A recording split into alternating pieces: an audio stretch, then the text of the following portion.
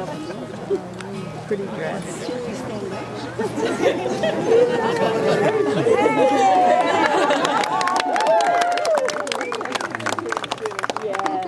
can all sit down now. I'm Matt. I'm Tom and JoAnne's cousin, neighbor, and father of half of those quads. It's a great honor for me to be officiating today. I want to talk to you today about marriage. Marriage is what brings us together today. Blessed event, that dream within a dream. Tom and JoAnne today are getting married. What's going to be different today than yesterday? Yeah. Well, honestly, not much. Except for everything. Marriage strengthens not only the bonds between you two, but also strengthens your bonds with your families and among your community. Tom and JoAnne's first date was at the museum Mass MoCA. Mass MoCA's mission states, quote, "The arts create and bestow community identity. A strong identity rallies confidence, hope, productivity, and economic vibrancy. These are the base conditions for a healthy community. They cannot be created, however, without risk, adventure, and the willingness to embrace the new. Likewise, a marriage is also the basis of a strong community and cannot be created without risk, adventure, and the willingness to embrace the new." I met Tom over a meal. I met JoAnne over a meal. I'm not sure I can think of a time I've been with Tom and JoAnne that hasn't been around food and drink. Anthony Bourdain writes, "We know that there is a direct inverse relationship between the frequency of family meals and social problems. Bluntly stated, members of families who eat together regularly are statistically less likely to stick up liquor stores, blow up clubs, give birth to crack babies, commit suicide, or make donkey porn. If little Timmy had just had more meatloaf, he might not have grown up to fill chest freezers with Cub Scout bars." As Tom and JoAnne make their relationship official, they also make official a new family. Olivia, Sydney, Charlotte, Harper, and Kate are all very important parts of this family. When I asked them to reflect on the scholars and thinkers that most affected them in their vocations or avocations, there was a similar trend among the older three girls towards the late 19th and early 20th century thinkers. Ironically, the same era that brought us the ideas of a traditional wedding. Olivia was a biologist, and one of the thinkers who influenced her is unsurprisingly Charles Darwin. Darwin writes about how species uniqueness is determined by the success of features passed down to their descendants. Crucially too, for Darwin, different species are created as different traits are passed along. While they probably won't be passing on genetic changes that affect the full species, no, because although Kate and Harper have seemed to develop some surprising skills, Tom and JoAnne have certainly tried to pass on to the five girls their humor, their love for each other, their patience with each other, and their joy for life. The richness of the ideas and ideals that they're passing on to the girls allows them to thrive both as individuals and as a family. Sydney, who has worked in international relations and social justice, described how Jane Addams' work has loomed large in her thinking. Addams, founder of Hull House in Chicago and a major figure in the progressive era, was the first American woman to win the Nobel Peace Prize. Much of Addams' work dealt with the question of the domestic economy. Not only the way women were compensated for the work they did in the home, and they mostly weren't, but also how the work environment for a housewife was one of isolation and one lacking anything like collegiality. Tom and JoAnne share housemaking duties. He does much of the cooking. She does most of everything else. By sharing these duties, they are what Addams realized was the most important support for workers, colleagues.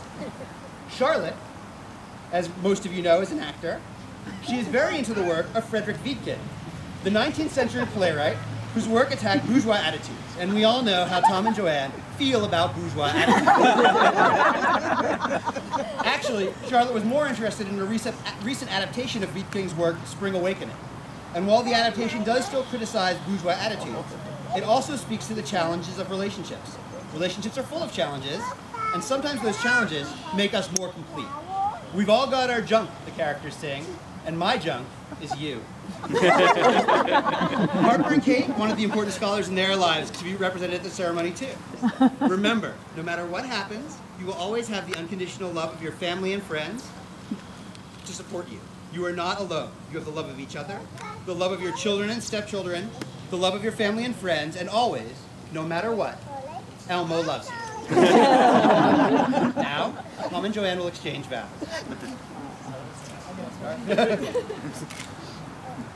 I vow to love and respect you. I vow to love and respect you. And to love our blended and extended family. Louder. To make time for you every day. I vow to try my best never to ick or wow. And to throw bullshit flags at the husband. To drink wine, take road trips, and eat donuts, all in moderation. So we can dance the boogaloo when we're 90. And to strive to create a force field of awesome to guide and protect us. And without reservation or a moment's hesitation.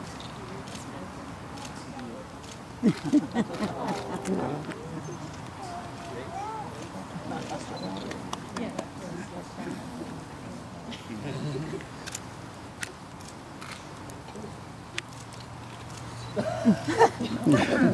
Stop.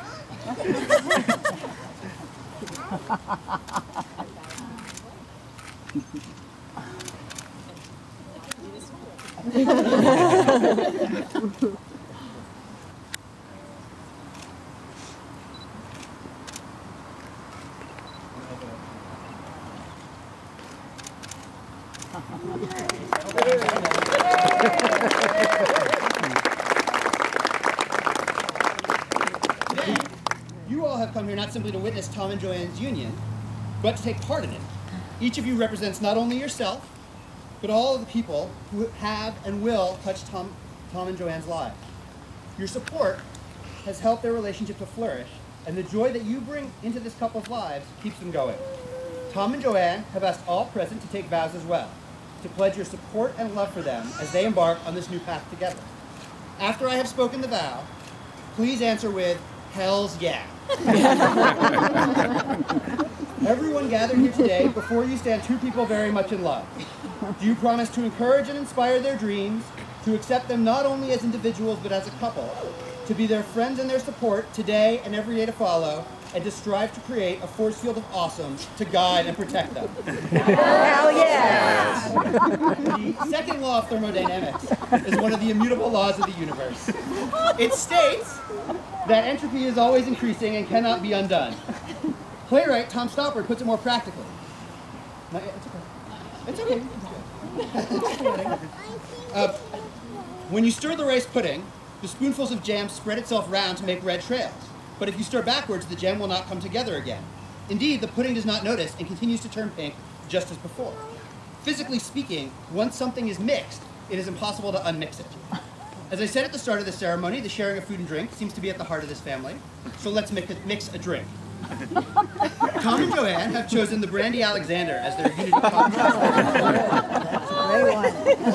The Brandy Alexander first became popular as the wedding cocktail for Princess Mary and Viscount Lascelles in 1921. The following is from their wedding announcement, and it seems appropriate to Tom and JoAnne as well. Quote, "The courtship has been a real lovemaking. The Princess and Viscount have ridden and walked together, and it has long been obvious to those in the inner circle that they loved each other. Their associations at country houses and in the city provide opportunities for knowing and appreciating each other's work. The components of a Brandy Alexander also carry symbolic importance to Tom and JoAnne. Brandy Brandy is a distilled wine aged to refine its taste. Please add the brandy.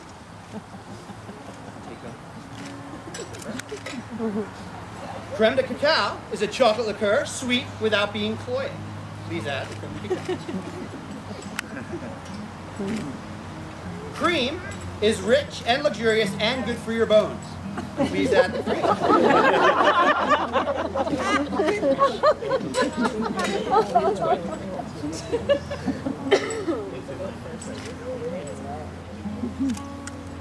Please shake. Okay, enough shaking.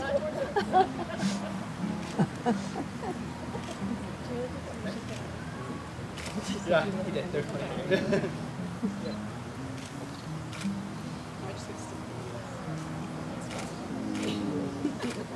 Of course, we need a garnish. Nutmeg in large enough doses, has psychoactive properties. Would you please add the nutmeg?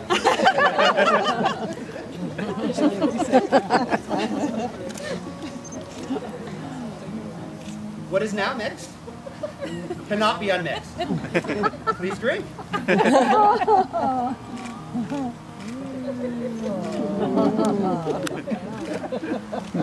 Good. Yum, yum, yum.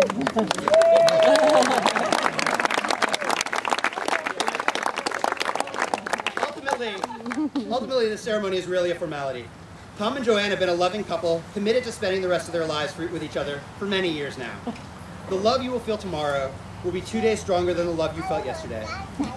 Perhaps Wilco put it best when they described how people who are committed to one another know without any fancy descriptions or ceremonies how they work together. That no words will ever define your relationship. You two know each other, or, as they more succinctly put it, I'm assuming you love me, and you know what it means. I now pronounce you officially, what you've been for many years, a family.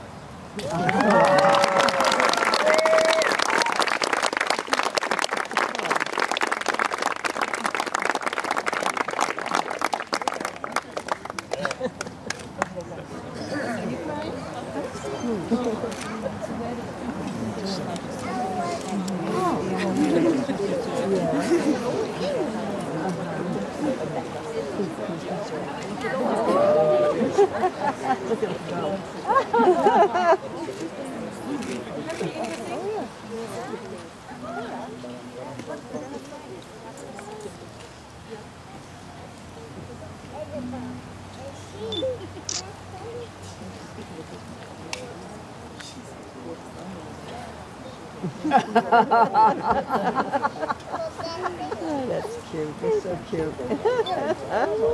Don't fall.